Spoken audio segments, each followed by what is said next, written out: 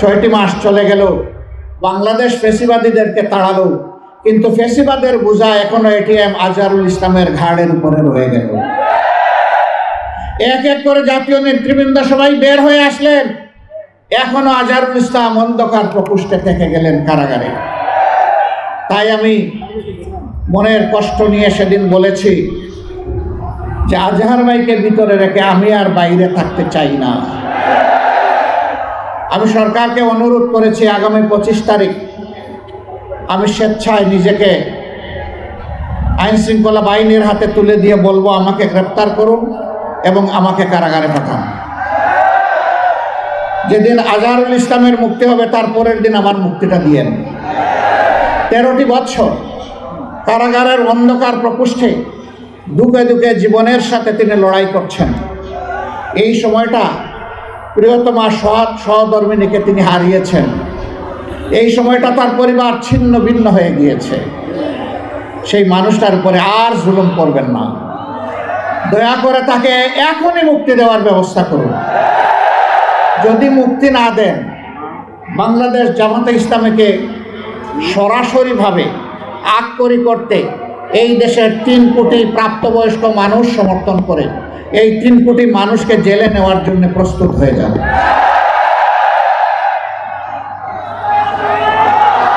আমার সম্মানিত ভাইরা,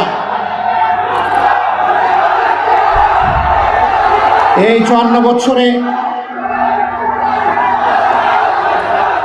এই বাংলাদেশে অনেক কিছু ঘটে গিয়েছে।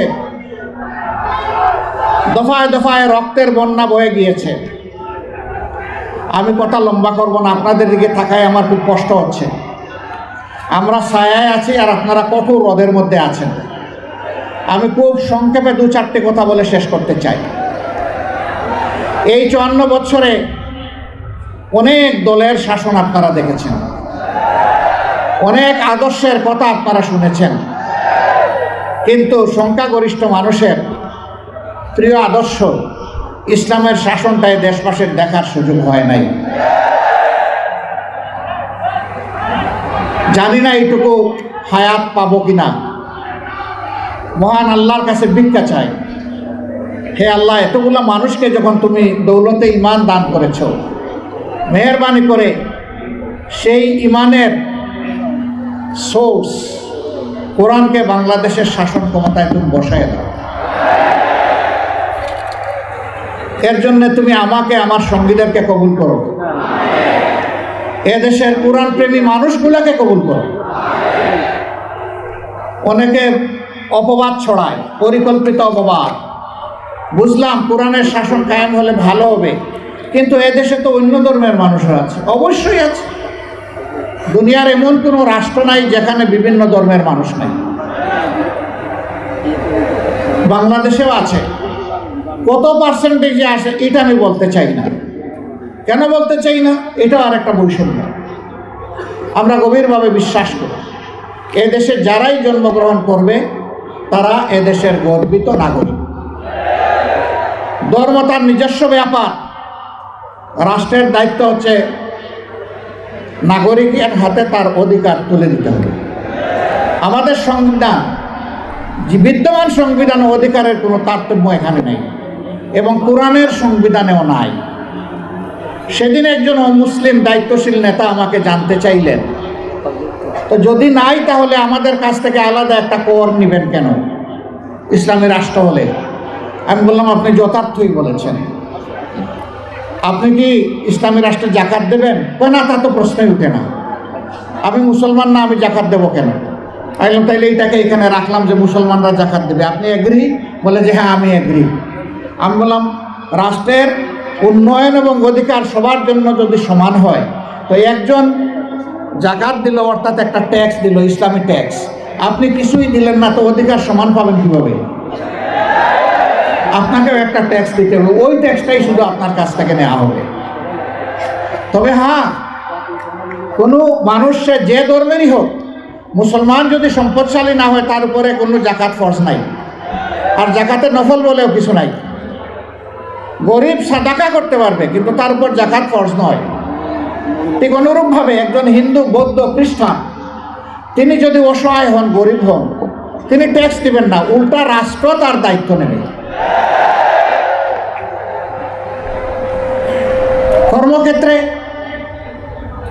যোগ্যতাটাকেই প্রাধান্য দেওয়া হবে। বলবেন তার কোনো প্রমাণ? আলহামদুলিল্লাহ, আমি নিজেই তার প্রমাণ। আপনারা মিডিয়ায় দেখেছেন, ছোট্ট একটি মেডিকেল কলেজ আমার হাতে গড়ে উঠেছে।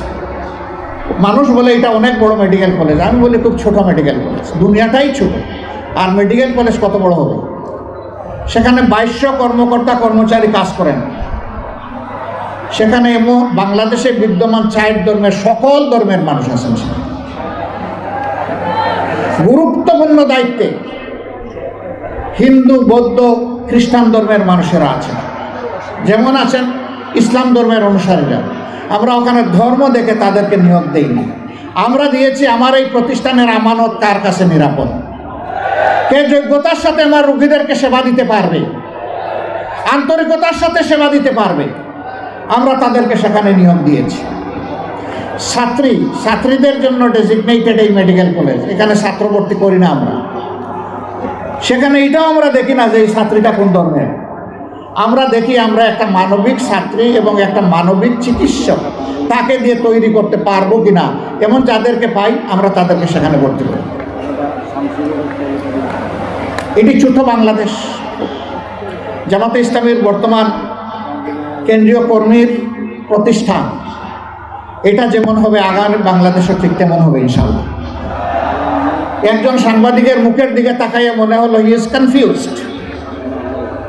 তিনি আমার কথা আশ্বস্ত হননি। আমি তাকে পাশে ডাকলাম, দেখে বললাম আপনাকে ছোট্ট একটা অনুরোধ করবো। বলেন। আমি বললাম যে কালকেই আপনি একটু সিলেট যাবেন, গিয়ে নিজ চোখে দেখে আসবেন, মনের মতো করে মানুষগুলোর সাথে কথা বলবেন। কর্মকর্তা কর্মচারী, ছাত্র, এখানে ছাত্রী যারা আছে তাদের সাথে কথা বলবেন। এরপরে আপনি আপনার মনের মতো করে রিপোর্ট করবেন। যদি আপনি কিছু মনে না করেন, যেহেতু আমি দাওয়াত দিয়ে নিচ্ছি, যাতায়াত খরচটা আমি দিতে চাই। আর যদি মনে করেন যে আমি যাতায়াত খরচ দিলে আপনি বায়াসড হয়ে যাবেন, আমার প্রতি একটু ঝুঁকে পড়বেন, তাহলে এই কষ্টটাতে একটা আপনি স্বীকার করবেন। বললেন যে আপনাকে ধন্যবাদ, আমাকে যাতায়াত খরচ দিতে হবে না, আমি কথা দিচ্ছি আমি যাব। তিনি গিয়েছিলেন, তার মতো করে তিনি একটা রিপোর্ট জাতির সামনে তুলে ধরেছেন। আমি দেখেছি তিনি ন্যায়সঙ্গত রিপোর্ট তুলে ধরেছেন, বাড়াননি কমাননি। ধন্যবাদ তাকে। এরপরে ভয় দেখানো হয় যে ইসলামী রাষ্ট্র হলে মহিলাদেরকে ঘরের ভিতর থেকে আর বাইর হইতে দেওয়া হবে না। আচ্ছা, আমার মা যতদিন বেঁচে ছিলেন তিনি কি বের হন নাই? আমি কি বন্দি করে রেখেছিলাম? আমার স্ত্রী, আমি কি তাকে বন্দি করে রেখেছি? তিনি তো পার্লামেন্টে একজন সদস্যও ছিলেন। তিনি একজন চিকিৎসক, চিকিৎসা পেশায় নিয়োজিত ছিলেন। আমার 2 মেয়ে 1 ছেলে আল্লাহর দান, তারাও চিকিৎসক, তারাও তো তাদের স্ব ক্ষেত্রে জাতিকে সেবা দিচ্ছে। তো কই, আমি তো বন্দি করে রাখলাম না তালা দিয়ে। আমার মাকে, আমার স্ত্রীকে, আমার সন্ততিদেরকে আমি যদি এইভাবে তাদের অধিকারের জায়গাটা তাদের হাতে তুলে দেওয়ার পক্ষে থাকি, আমি কথা দিচ্ছি ইসলামের দেশ হলে এদেশের শাসকেরা সেই অধিকার আমাদের মায়েদের হাতে তুলে দেবেন ইনশাআল্লাহ। বাড়তি 2টা জিনিস তারা বুক করবেন, এখন যে 2টার কোনোটাই নাই। একটি হচ্ছে সামাজিক নিরাপত্তা, আর একটি হচ্ছে তাদের মর্যাদা। ইনশাআল্লাহ সেই 2টাও সেদিন তারা বুক করবেন এবং নিজেকে বাংলাদেশের একজন নাগরিক হিসাবে পরিচয় দিয়ে তারা গর্ববোধ করবেন। সেই বাংলাদেশি কোরআনের আলোকে তৈরি হবে ইনশাআল্লাহ। এখন আমরা যারা বলি যে কোরআন এক জিনিস, রাজনীতি আরেক জিনিস, না ভাই, এটা ঠিক না। দুনিয়ার সর্বশ্রেষ্ঠ রাষ্ট্র ছিল মদিনা কেন্দ্রিক রাষ্ট্র। সর্বশ্রেষ্ঠ শাসক ছিলেন মুহাম্মদুর রাসূলুল্লাহ সাল্লাল্লাহু আলাইহি সাল্লাম। তিনি একটা আদর্শের ভিত্তিতে শাসন করেছেন। সেই আদর্শটা কি? আল কোরআনের আদর্শ, ইসলামের আদর্শ, আল্লাহর দেওয়া আদর্শ। তাহলে তিনি যে আদর্শে দেশ শাসন করার কারণে একটি জাহিলি সমাজ পরিবর্তন হয়ে সোনালী সমাজ হয়ে গেল, সেই আদর্শকে যদি আমরা আবার আমাদের সমাজে গ্রহণ করে নেই, তাহলে বাংলাদেশের এই সমাজও ইনশাআল্লাহ সোনালী সমাজে পরিণত হবে। অতীতে সোনার বাংলা কায়েম করতে গিয়ে শ্মশান বাংলা কায়েম করা হয়েছে। কোরআনই একমাত্র সোনার বাংলার গ্যারান্টি দিতে পারে, আর কিছুই দিতে পারবে না। ইতিমধ্যেই বাংলার জমিনে তার পরীক্ষা নিরীক্ষা শেষ। এখন হবে ইনশাআল্লাহ কোরআনের বাংলাদেশ। যারা কোরআনকে খণ্ডিত করতে চান অথবা সহ্য করতে চান না, তাদেরকে আমরা বিনয়ের সাথে বলতে চাই, এ দেশের আপামর জনতা বাঁচতে চায় কোরআন বুকে নিয়ে, মরতে চায় কোরআন বুকে নিয়ে, আল্লাহর সামনে দাঁড়াতে চায় কোরআন বুকে নিয়ে। কোরআনকে আমাদের থেকে বিচ্ছিন্ন করা যাবে না ইনশাআল্লাহ। এই দেশে যতগুলা ইসলামী দল আছে সবগুলার দিকে আপনারা তাজা চোখ দিয়ে তাকিয়ে দেখুন। আমি বেশি দূরে যাব না, 5 আগস্ট থেকে শুরু করে আজকে এই 22 ফেব্রুয়ারি পর্যন্ত এই সামান্য পরিক্রমায় কোথাও আপনি দেখবেন না ইসলামী দলের কোনো লোক এখন জাতির উপরে জুলুম করছে, চাঁদাবাজি করছে, দখলদারির সাথে জড়ায় গেছে। কোথাও দেখবেন না। তার একমাত্র কারণ তারা কোরআনকে সম্মান করেন এবং বুকে ধারণ করেন। তার একমাত্র কারণ তারা আল্লাহ সুবহানাহু ওয়া তাআলাকে ভয় করেন।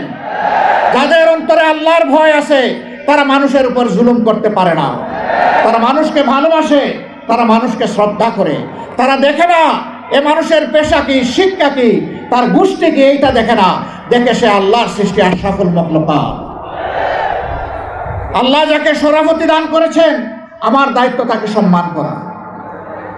আমরা মানুষকে ছোট হিসাবে দেখি না কাউকে, আমরা সমস্ত মানুষকে দেখি আল্লাহর শ্রেষ্ঠ জীব হিসাবে।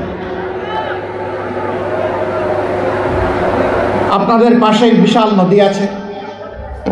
আমি একবার বরিশাল থেকে লঞ্চে ঢাকায় ফিরলাম সকালবেলা, সামার সিজন ছিল, গ্রীষ্মকাল। গাড়িতে উঠেছি, এ গল্প আমি বহু জায়গায় বলেছি, আমি এই রূপ ধরে রাখতে পারিনি। কিছু দূর যাওয়ার পরে আমার চালককে বললাম থামো। সে বললো স্যার সামনে ময়লার ভাগাড়, দেখতেও খারাপ আর গন্ধ আসতেছে। আমি বললাম এখানেই থামো, এখানে আমার কাজ। আমি 20 থেকে 22 মিনিট বসে আছি গাড়িতে। মাঝে মাঝে সেও আমার মুখের দিকে একটু ঘুরে তাকায়, আমার পাশে বসে একজন সহকর্মী তিনিও তাকান। তারা বুঝতে পারছেন না যে কেন এই জায়গাটায় আমি দাঁড়িয়ে আছি, কিছু বলছিও না করছিও না। ওই সময়টা পরে গাড়ির দরজা খুলে বের হলাম, তখন এই জল্লাদের শাসন চলতেছে বাংলাদেশে 2015 সাল। আমার সঙ্গী আমাকে বললেন আপনি গাড়িতে বসেন, কি করতে হবে আমাকে বলেন, আমি সেরে আসি। আমি বললাম better you come with me, আপনিও আসেন আমার সাথে। আসেন। দরজা খুলে পিছনের দিকে হাঁটা শুরু করলাম। ড্রাইভার বলতেছে স্যার গাড়ি ব্যাক করি। আমার না, এখানে থাক। একটা খাবারের দোকানে গিয়ে ঢুকলাম, কিছু খাবারের প্যাকেট নিলাম, পানি নিলাম, নিয়ে আবার এসে গাড়িতে বসলাম। এবার চালক বলতেছে স্যার যাই। আমি বললাম না, আমার কাজ শেষ হয়নি। 5-7 মিনিট পরে আমি গাড়ির দরজা করে আবার নামলাম। সঙ্গীকে বললাম ভাই এই প্যাকেটগুলো নেন, আসেন আমার সাথে, আমিও কিছু নেই আপনিও কিছু নেন। গিয়ে ওই ময়লার ভাগাড়ের কাছে হাজির হলাম। ততক্ষণে একদল লোক যারা এই ময়লাগুলা বেলচা দিয়ে ডাম্পিং ট্রাকে উঠিয়ে শেষ করেছে, এখন বেলচা ছুঁড়ে ওখানে ফেলে দিয়েছে। তাদেরকে গিয়ে সালাম দিলাম। 5 জন লোক আসসালামু আলাইকুম, জবাব দেয় না, মুখের দিকে তাকায়। আবার সালাম দিলাম আসসালামু আলাইকুম, এবারও জবাব পেলাম না, আবার মুখের দিকে তাকায়। এরপরে বললাম কি ভাই আপনাদের মধ্যে কি কেউ মুসলমান আছেন? একজন ভীষণ রাগ করে বললো আমি শুধু মুসলমান না, বাকি ওরা তো সব মুসলমান, তো জবাব দেয় না কেন? কোনো সমস্যা নাই, আবার সালাম দিচ্ছি আসসালামু আলাইকুম। এবার সবাই সমস্যা হয়ে জবাব দিল ওয়ালাইকুম আসসালাম। জিজ্ঞেস করলো আপনি কে? বললাম আপনাদের জাতি ভাই। আপনি কি সিনেমা করতে আসছেন? আমার এই চেহারা দেখে মনে হয় যে আমি সিনেমা করতে আসছি। না, তা তো মনে হয় না, কিন্তু আপনার কথাবার্তায় তো এরকমই মনে হচ্ছে। তো আপনি কেন আসছেন? আমি বললাম আপনাদের হাত ধুইতে আসছি। ওই শুনেন আমরা গরিব মানুষ, আমাদেরকে নিয়ে উপহাস করবেন না। আমি বললাম আল্লাহর কসম আমি উপহাসও করতে আসি। তাইলে আপনি আমাদের হাত ধোয়াবেন কেন? আমি বললাম তোমরা সমাজের হাত দাও, একটা দিন অন্তত তোমাদের হাত ধোয়াই। ওই আমাদেরকে ছেড়ে দেন, আমাদের অনেক কাজ, বুঝতে পারছি না আপনি কি জিনিস। আমি বললাম যে আমি বড় শক্ত জিনিস, হাত না ধুইয়া তোমাদেরকে ছেড়ে দেবো না। রোদের মধ্যে ঘামতেছে, একজন রাগ করে বললো, এই দে, ওনার এত শখ জাগছে, দে হাত দে, আমারটা আগেই দিচ্ছি। তো উনি হাত দিল, আমি ধোয়াই ধোয়া খসলাইয়া পরিষ্কার করে বললাম, ভাই অনেক শুক্রিয়া তোমাকে। একজন একজন করে হাত দেয় আর খিলখিলাইয়া হাসে। আমার ধারণা আমাকে দেখে মনে করছে পাবনার হেমায়তপুর থেকে ছুটে আসা কোনো পাগল ছাড়া আর কিছু না। হাত ধোয়ানো শেষ, এবার আমার দুই সঙ্গীকে বললাম যে একটু খাবারের প্যাকেটটা দেন। বললাম না না, এগুলো লাগবে না। কেন লাগবে না ভাই? তোমরা তো চাওনি, আমি খুশি হয়ে দিচ্ছি, একটু নিবা না? জি না জি না জি না, এগুলো আমি বললাম যে বলো তাইলে কোনটা থেকে খেতে হবে, আমি আগে খাই একটু, তারপরে নিয়ে যাও। তখন একজন বলে তাইলে ঠিক আছে দিয়া দেবে। বললাম হ্যাঁ, দুনিয়া অনেক কিছু ঘটে। হাতে নিল, নেওয়ার পরে একজন একটু দীর্ঘ শ্বাস ফেলে বলল, তাহলে আমরাও মানুষ। আমি বললাম কেন এই কথা বললেন কেন? জি না, আপনাদের মতো মানুষেরা আমাদেরকে মানুষ বলে না, বলে আমরা সুইপার, বলে আমরা মেথর। আমাদের কাছে কেউ দাঁড়াইতে চায় না, কোনো রাস্তা দিয়ে আমরা হাঁটলে মানুষ সরে যায়। সমাজের মানুষ আমাদেরকে অচ্ছুত মনে করে, এদেরকে ছুঁইলেই যার যাবে। আমি হাত জোর করে বললাম, সোফা কাপড়ের ছোট লোকদের পক্ষ থেকে আমি তোমাদের কাছে ক্ষমা চাই, আমাকে ক্ষমা করো, আমাদেরকে ক্ষমা করো। আমি আর চোখের পানি ধরে রাখতে পারিনি, টপ টপ করে আমার চোখ থেকে পানি পড়লো। যে মানুষগুলো তাদের জীবনের পরিশ্রমের বিনিময়ে সমাজের চাকাটাকে চালু রাখে, আমরা কিনা তাদেরকে মানুষ বলি না, আমরা তাদেরকে সুইপার বলি, মেথর। আমরাই কমজোর। আমি কাঁদতে কাঁদতে এসে আমার গাড়িতে, আর ওরা আমার সাথে কেঁদে কেঁদে তাদের গাড়িতে উঠে গেল।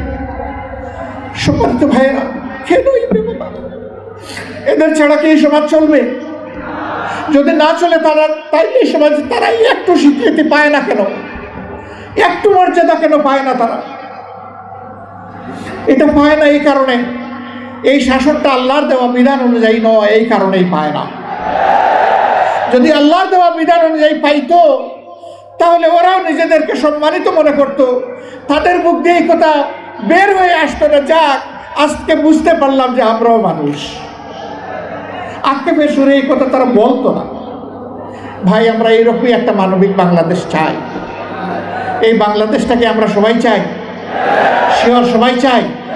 আল্লাহকে হাত তুলে দেখান।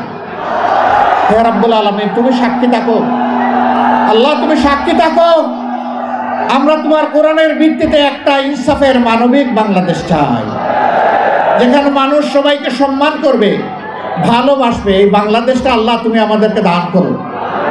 হে তরুণ যুবকেরা, জেগে উঠো। যেই সমাজের তরুণরা জেগে উঠে, সেই সমাজকে আল্লাহ বদলায় দেন। 24-এর 5 আগস্ট সেলুট যুবকরা, তোমাদেরকে তোমাদের জীবন বাজি রাখা লড়াইয়ের কারণে আল্লাহ আমাদেরকে আপাতত মুক্ত করে দিয়েছেন। চিরমুক্তির জন্য এবার জেগে উঠো, এবার শপথ নাও, আমরা বাংলাদেশকে কোরআনের আলোকে গড়বই গড়ব ইনশাআল্লাহ। আমিও তোমাদের সাথে চুল পাকা, ব্রু সাদা হওয়া, দাড়ি সাদা হওয়া এক জীবন্ত যুবক। লড়াইয়ের ময়দানে তোমাদের সাথে আমাকে পাবা, মিছিলের পিছনে নয়, সামনের কাতারে থাকবো ইনশাআল্লাহ।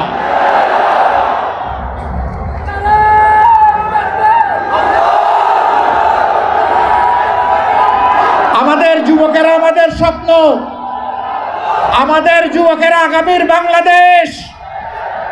এই যুবকদের হাতে বাংলাদেশের দায়িত্ব আমরা তুলে দিতে চাই। হে যুবকরা, তোমরা তৈরি হও, ইনশাআল্লাহ তোমরা পারবা। আলহামদুলিল্লাহ তোমরা অতীতে পেরেছো, আমরা তোমাদেরকে বুকে আলিঙ্গন করে কপালে চুমু দিয়ে তোমাদেরকে এগিয়ে দিব ইনশাআল্লাহ। মা বোনেরা, এই যুবক সন্তানদেরকে এখন থেকে তৈরি করুন, আল্লাহর কাছে তৌফিক চান। হে আল্লাহ, প্রিয় দেশে ইজ্জত নিয়ে বাঁচতে চাই, শান্তি নিয়ে বাঁচতে চাই, নিরাপত্তা নিয়ে বাঁচতে চাই। এই জন্য আমার সন্তানকে তোমার কাছে ওয়াকফ করে দিলাম। আমি মায়েদের কাছে সেই আহ্বান জানাবো। আমার এই আওয়াজ আজকে বাংলাদেশের এবং বিশ্বের যতটি মায়ের কানে যাবে, ও আমার পরম শ্রদ্ধাভাজন মা, আমি আপনাকে বিনয়ের সাথে অনুরোধ জানাচ্ছি, সেজদায় পড়ে এমন মুজাহিদ সন্তানের জন্য আল্লাহর কাছে তৌফিক চান। লক্ষ্মীপুরের অনেক দাবি, অনেক চাহিদা।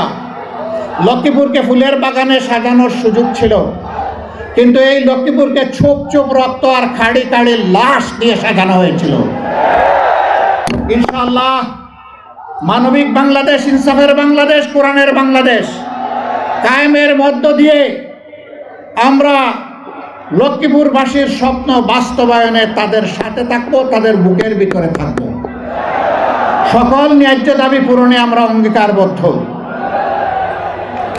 আপনাদের দাবি আমাদেরও দাবি। আমার বাড়ি সারা বাংলাদেশ। আমাকে লোকেরা জিজ্ঞেস করে আপনার ঠিকানা, আমি বলি সাধারণ পরিবহন সমগ্র বাংলাদেশ। বলে বুঝলাম না। আমি বুঝলাম এটাই কথার কথা। একটা দলের দায়িত্ব আমার উপরে আছে। আমার বাড়ি এখন আর নির্দিষ্ট কোনো জায়গায় হবে না, বাংলাদেশের প্রতি ইঞ্চি মাটি এখন আমার ঠিকানা। অতএব লক্ষ্মীপুরও আমার ঠিকানা।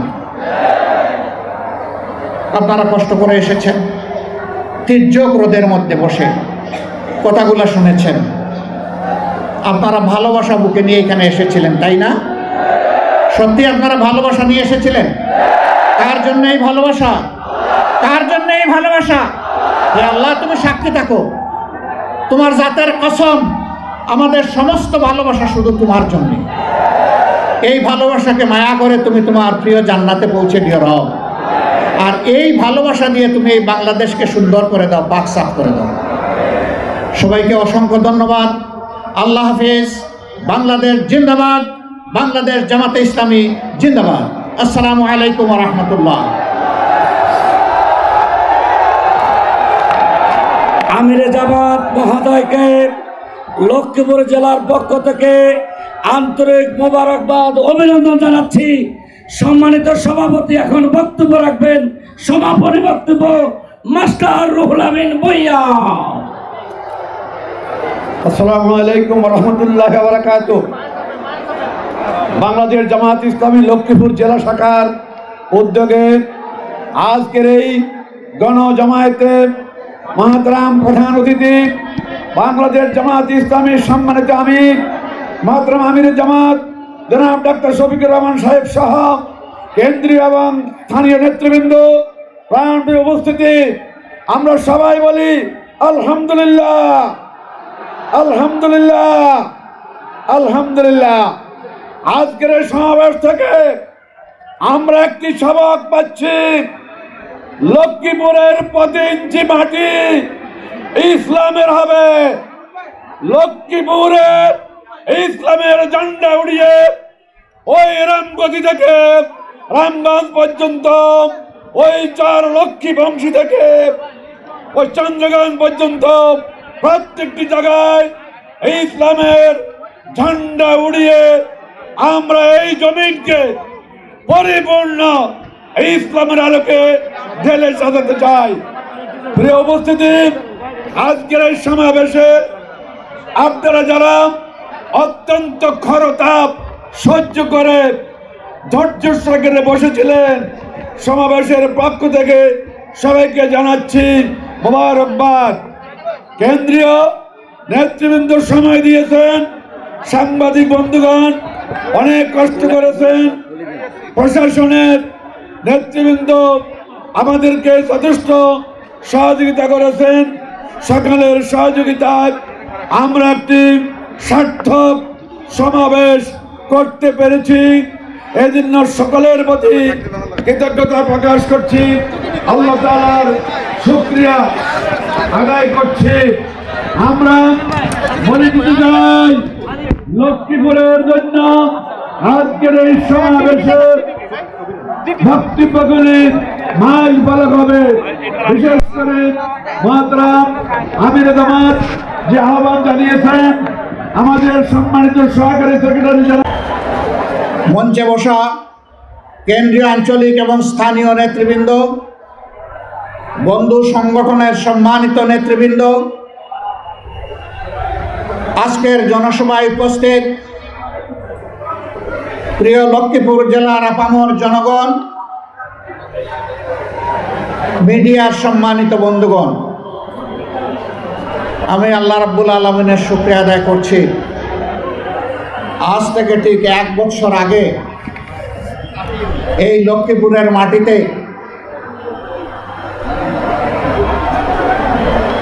এই আঙ্গিনায় তো দূরের কথা, কোনো 1 ইঞ্চি জায়গার উপর দাঁড়িয়ে এমন একটি কথা বলতে পারবো তা কল্পনাও করি নাই। কেন করি নাই? আমার আগে জনাব মাওলানা এটিএম মাসুম বলে গেছেন, এই লক্ষ্মীপুর হাজার ঐতিহ্যের ধারক এবং স্মারক, অসংখ্য আলিম উলামার চারণভূমি, অসংখ্য জ্ঞানী গুণী ব্যক্তি এই লক্ষ্মীপুরে জন্ম নিয়েছেন। তারা দেশকে নেতৃত্ব দিয়েছেন, কিন্তু বাংলাদেশের স্বাধীনতার পর একটি গোষ্ঠী আমাদের প্রিয় লক্ষ্মীপুরকে সন্ত্রাসের জনপদে পরিণত করেছিল। বিশেষ করে একটি কুখ্যাত পরিবার, আপনারা সবাই তাদেরকে চিনেন, জানেন, আমার চাইতে বেশি চিনেন। এই সন্ত্রাসীরা আমার ভাই ডাক্তার ফয়েজ আহমদ, যাকে বলা হতো মানবিক চিকিৎসক, তাকে সহ অসংখ্য দেশপ্রেমিক মানুষকে তারা খুন করেছে। তবে যতদিন তারা ক্ষমতায় থাকে ততদিন তারা রাজা, আর যখন ক্ষমতা হারায় তখন তারা গর্তের ইঁদুর। এখন কি রাজার হালতে আছে তারা? এমন জীবনের প্রতি দীক্ষা, যেই জীবনে বাতাস পরিবর্তন হলে মানুষকে ইঁদুর বনে যেতে হয়। এমন রাজনীতিকে ঘৃণা করি, যেই রাজনীতি করতে গিয়ে দেশ ছেড়ে পালাতে হয়।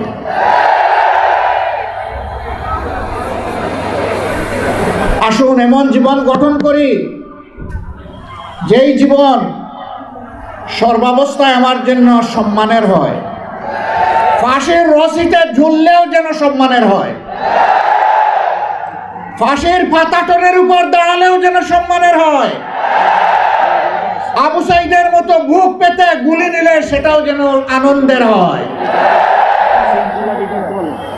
এমন জীবনই রাজনীতিবিদের জীবন হওয়া উচিত। প্রিয় সম্মানিত ভাইরা, এই 24-এর পট পরিবর্তনে লক্ষ্মীপুর একদিন আগে স্বাধীন হয়েছে। লক্ষ্মীপুরবাসীকে মোবারকবাদ। বাংলাদেশ স্বাধীন হয়েছে 5 আগস্ট অথবা 36 জুলাই। আপনারা আল্লাহর পক্ষ থেকে স্বাধীনতা পেয়েছেন 4 আগস্ট, কিন্তু বিনামূল্যে নয়, অতি উঁচু মূল্যে। 11টা তাজা প্রাণ এই শহরের মাটিতেই ঝরে গেল। জালিমদের হাতে এইভাবে যুগে যুগে যারা দুনিয়া থেকে বিদায় নিয়েছেন, আমি তাদেরকে গভীর শ্রদ্ধার সাথে স্মরণ করছি। মহান রবের দরবারে দোয়া করছি, আল্লাহ যেন তাদেরকে শহীদ হিসাবে কবুল করে। আমি শ্রদ্ধার সাথে স্মরণ করছি আমার অভিভাবক, আমার প্রিয় নেতা জনাব মাস্টার শফিকুল্লাহকে। আমি স্মরণ করছি আমার সিনিয়র সহকর্মী জনাব অ্যাডভোকেট আবুল কাশেম। এরকম যারা এই জমিনে তিলে তিলে কষ্ট করে মানুষের কাছে ন্যায় এবং সত্যের দাওয়াত, ইনসাফ কায়েমের আওয়াজ পৌঁছে দিয়েছিলেন, আজকের এই জনসভা তাদের কষ্টের ফসল। আল্লাহ তাআলা তাদের সকলকে ক্ষমা করুন। আল্লাহ তাআলা তাদেরকে অত্যন্ত উন্নত মর্যাদা দান করুন। তাদের স্বপ্নের বাংলাদেশ গড়ার জন্য আমাদেরকে আল্লাহ শক্তি দান করুন। প্রিয় ভাইরা, 53টি বছর এক এক করে চলে গেল। আমরা আসলেই সত্যিকার অর্থে স্বাধীনতার স্বাদটা পেলাম না। এর আগেও 47-এ একবার আমরা স্বাধীন হয়েছিলাম, তখনও পেলাম না। এখন 24-এ মানুষ বুক করা আশা নিয়ে বুক পেতে দেওয়া গুলি নিয়ে মানুষ আশা করেছিল যে 24-এর পরে সমস্ত দুঃশাসন এবং সমস্ত দুর্নীতির অবসান হবে। আমরা কি মুক্ত হতে পেরেছি? আমাদের সন্তানেরা একটা বিশাল স্বপ্ন নিয়ে তারা জীবন দিয়েছিল। আমাদের প্রিয় সন্তান বুক পেতে ডানা মেলে বলেছিল, বুকের ভিতরে তুমুল ঝড়, বুক পেতেছে গুলি কর। কি সেই ঝড়? সেই ঝড়টা ছিল সমাজের অন্যায়, অবিচার, দুর্নীতি এবং দুঃশাসন। কোন যুগেই যুবকরা কখনো দুর্নীতি এবং দুঃশাসনকে সমর্থন করে না, বরঞ্চ তার বিরুদ্ধে গর্জে উঠে, প্রতিবাদ করে, প্রতিরোধ করে, যুদ্ধ করে বিজয়ী হয়, হয় শহীদ হয়, না হয় গাজী হয়, মাঝখানে আর কিছু থাকে না। এই আন্দোলন করতে গিয়ে শত শত যুবক, শ্রমিক, মেহনতি মানুষ, সাধারণ মানুষ জীবন দিল। 34,000 মানুষ গুরুতর আহত হয়ে পঙ্গু হয়ে গেল। কারো দুটি চোখ নেই, কারো দুটি পা নেই, কারো এক পা নেই, কারো এক হাত নেই। কেউ মেরুদণ্ডে গুলিবিদ্ধ হয়ে বাসায় কিংবা হসপিটালে একটা জীবন্ত লাশ হয়ে আছে, উঠে বসতে পারে না, নিজের প্রয়োজন সারতে পারে না। তাকে চালানোর জন্য 1 বা 2 জন মানুষের সহযোগিতা প্রয়োজন হয়। এত ত্যাগের পরে সমাজে অন্তত লক্ষ্মীপুরে কোনো চাঁদাবাজি নাই। লক্ষ্মীপুরে চাঁদাবাজি আছে? শিওর আপনারা? এখানে কোনো দুর্নীতি নেই, এখানে কেউ কোনো কিছু অন্যায়ভাবে দখল করে না। এই সবগুলো আছে। যারা এগুলা করেন তারা কোন দলের, তারা কোন ধর্মের, তারা কোন প্রজাতির, তারা কোন গোষ্ঠীর, এটা না দেখেই বিনয়ের সাথে অনুরোধ করব, বন্ধুরা দয়া করে ওই শহীদদের রক্তের প্রতি একটু সম্মান দেখাও। আমাদের শহীদের রক্তকে তোমরা অপমানিত করবা না। এ অপকর্ম ছেড়ে দাও। তোমাদের যদি খাওয়ার অভাব হয়, আমরা আশ্বস্ত করছি, এই সমস্ত মানুষগুলা মিলে আল্লাহ আমাদেরকে যে নিয়ামত এবং রিজেক দিয়েছেন আমরা ভাগ বাটোরা করে খাবো। তবুও তোমরা চাঁদাবাজি ছেড়ে দাও, দখল বাণিজ্য ছেড়ে দাও, তোমরা মানুষকে কষ্ট দিও না। আলহামদুলিল্লাহ, বাংলাদেশের জনগণ সাক্ষী, বিশ্ববাসী সাক্ষী। 2009 সালের 10 জানুয়ারি আওয়ামী লীগ ক্ষমতায় আসার পর 2024 সালের 5 আগস্ট পর্যন্ত যেই দলের সবচেয়ে বেশি সংখ্যক শীর্ষ নেতাকে খুন করেছে তার নাম হচ্ছে বাংলাদেশ জামাত ইসলামী। এক এক করে 10 জনকে খুন করেছে, আর আল্লাহ একজনকে বাঁচিয়ে রেখেছেন। তিনি হচ্ছেন আমাদের ভাই এটিএম আজহারুল ইসলাম। আফসোসের বিষয়,